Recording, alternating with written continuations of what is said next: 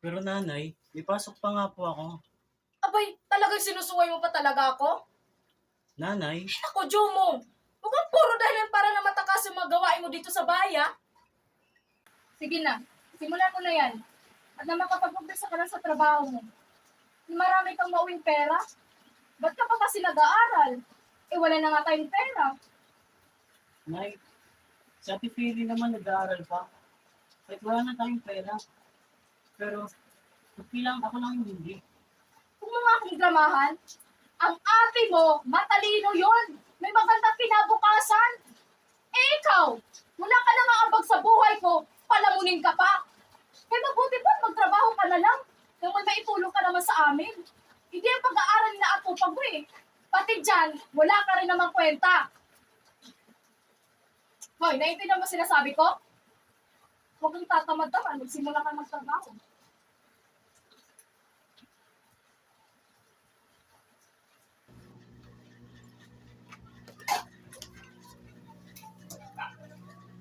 Nga pala, may construction dyan sa Paradise, sa labas ng bagong silang. Si Mang Antonio yung nagmamanage. Sumideline ka at kailangan ko ng pera pambayad dito sa pintas na inutang ko kay Marisol. Nay naman, may pasok pa nga po ako eh. At saka, ang dami ko pong sina-sideline. Kinukulang na nga po ako ng oras sa pag-aaral. Manahimik ka! Hindi ko kailangan ng opinyon mong lintik ka. Ang sabi ko kasi, magtrabaho ka at may tulong ka rito. Ngayon wala ka ng oras sa ibang mga bagay? Ako pa talaga sinisisi mo? Hoy! Ako ang nagpapakain sa'yo! Sa pamamahay kita tumutuloy! Simpleng bagay na nga lang hindi mo pa magawa! Wala ka talagang utay na loob eh! Kailangan ko ng pera! Ilang beses na akong kinukulit ni Marisol para magbayad! Naiintindihan mo ba yan?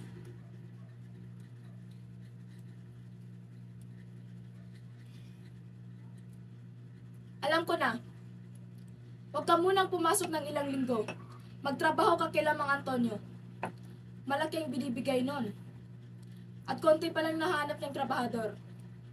Kunin mo na ang pagkakataon at para may pera rin naman tayo.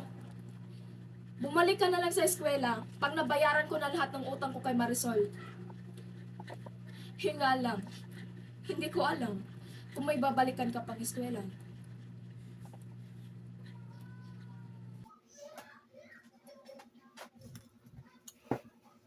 Nay, ayoko po nun. Ay hindi, yan ang desisyon ko. Pagkatapos mo manghugas dyan, dumiretso ka na kay Mang Antonio para magtrabaho. Nay, Bilisan mo na dyan. At makapag-umpisa ka na ron. Gananti pa naman yung sa masisipag. Marami na naman akong pera niyan. Sige na, mauna na ako.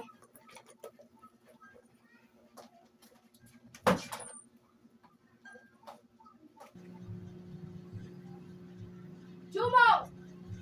Jumo!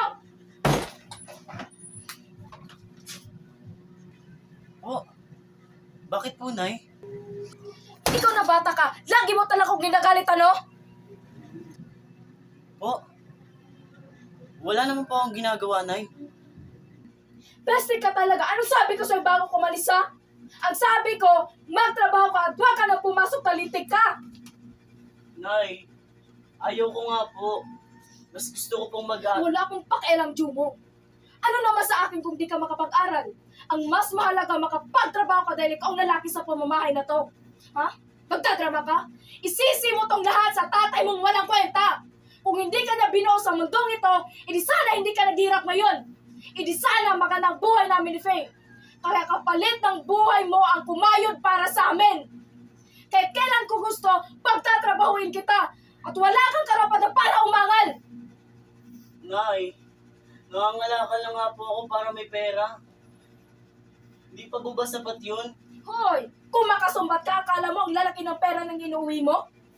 Eh, hindi ngayon umaabot ang buong araw? Huling pagpapaalala ko na sa'yo to. Sinasabi ko talaga sa Jumo. Ikukulong ulit kita sa kwarto mo ng kahit ano, walang pakakain at maiinom. Nang matuto ka naman!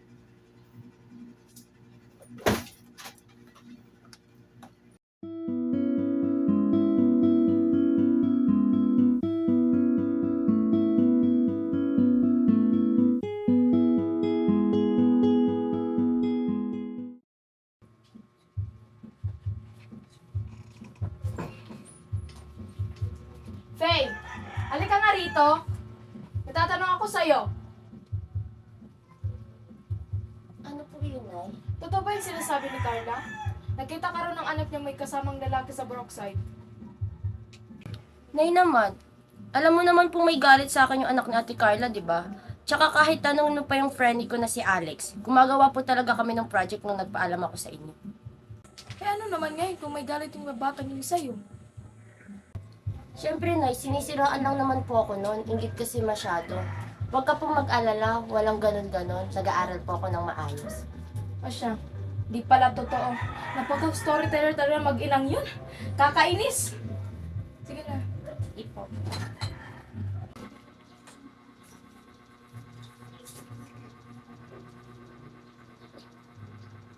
Ate, ba't hindi mo sinabi yung totoo? Eh di ba totoo naman na may... Shh! Huwag ka nga maingay dyan. Ano naman sa'yo kung hindi ko sabihin yung totoo? Eh alam naman nating lahat na hindi pwede. At saka asikasuhin mo yung pagtatrabaho mo. Hindi pinapakalaman mo yung buhay ko. Ate, huwag ka masyadong umasa na mabait yun. Mamaya kapag kailangan mo na siya, saka kanya tatanggihan. Ano ba? Akala mo lang yon, pero hindi! Hindi! Nay? Nay? Nay? Nanay! Ano ba yun? Ba't ka sumisigaw ha? Didinig ka ba? Po? Hindi po. Hindi niyo po kasi narinig yung mga unang tawag ko. Ano ba kasi kailangan mo? Papaalam lang po sana ako. Gagawa po kami ng project sa Filipino sa bahay nila Alex. Ano orasan mo? Bago po mag alas 7 ng umaga, medyo madami po kasing gagawin. Sa bahay nila Alex. Gagawa ng project sa Pilipino. At uuwi bago mag alas 7 kasi matagal matatapos. Opo. Hindi ako pinanganak kahapon, Faye. Kaya siguraduhin mo na hindi ka gumagawa ng dahilan para lang makipag-date bukas. Lalo pat Valentine's bukas. Naku, Nay, wag po kayo mag-alala. Hindi po ako tutunag sa inyo.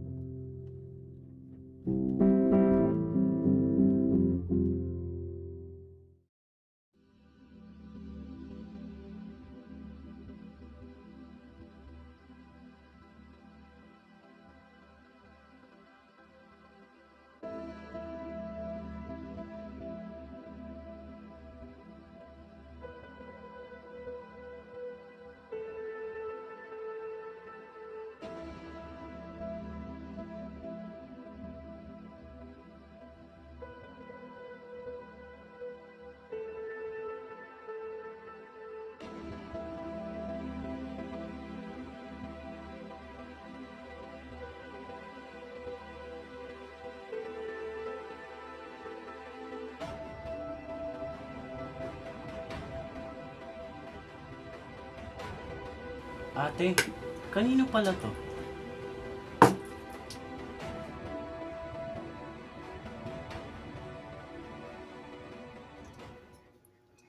Saan mo nakuha yan? Ikaw na bata ka, huwag mo sabihin sa'yo yan! At malilintikan ka talaga! Ano, sa'yo yan, hindi! Magsiya ka talagang bata. Ang kapal naman ng mukha mo para sa kayo inuutos ko! Yan ang alang ambag mo sa buhay ko eh!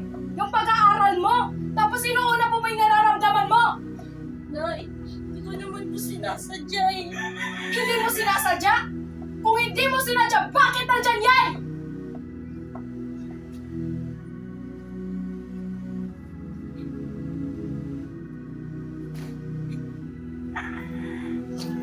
Payas ka rito!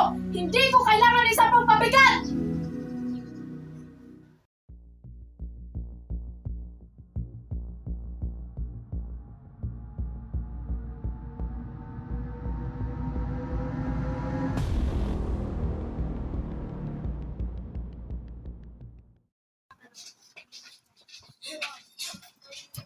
Kate! Kate! Kate! Ano? Oh, babe! Ano itsura yan? Tara dito. Saka dito.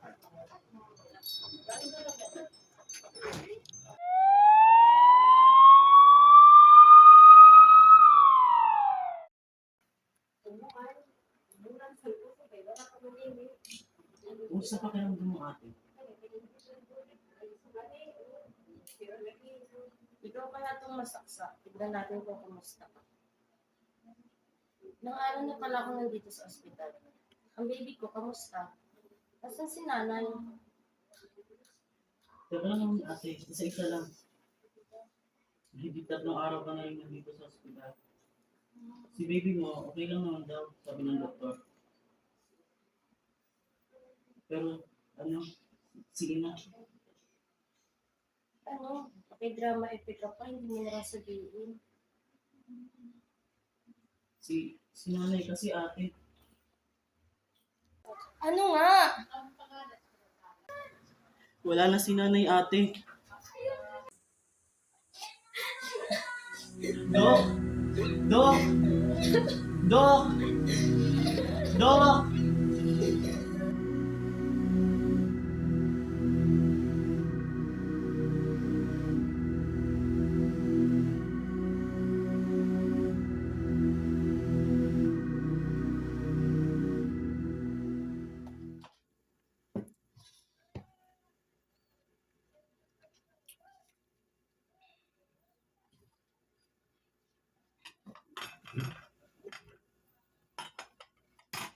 Diyan mo hanapin mo nga yung kapatid mo. Baka ano mangyari doon?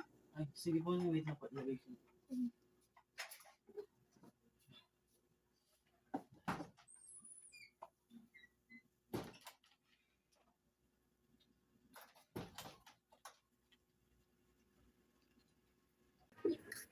Oo, mamadali ka lang sa punta. Ay, may kikitain lang ako doon.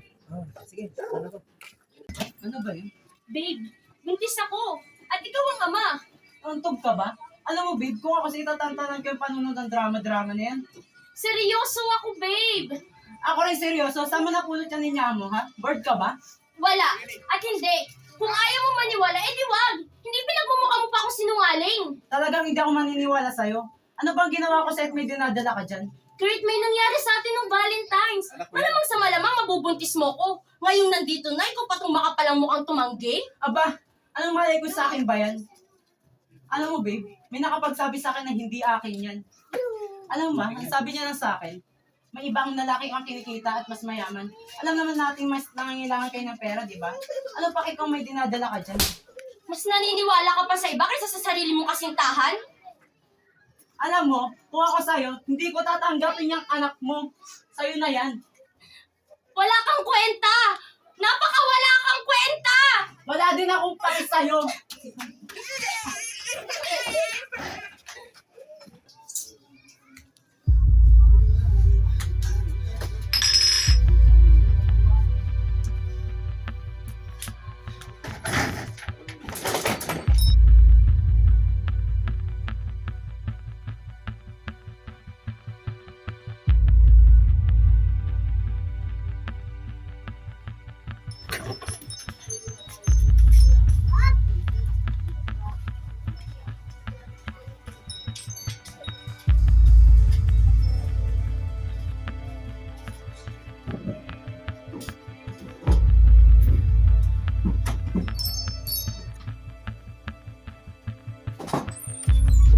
Oh, ano sabi ko sa'yo? Di ba sabi ko hanapin mo ang kapatid mo? Bakit ikaw lang mag-isa umuwi? Hindi naman kita kailangan. Nay, hindi ko po talaga siya mahal. Himula ka talaga kwenta!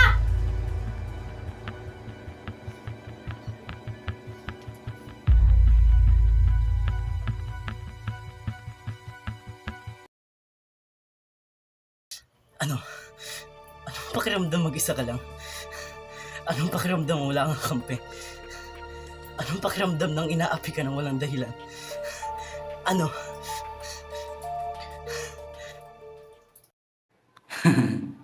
Pinatay ko silang lahat.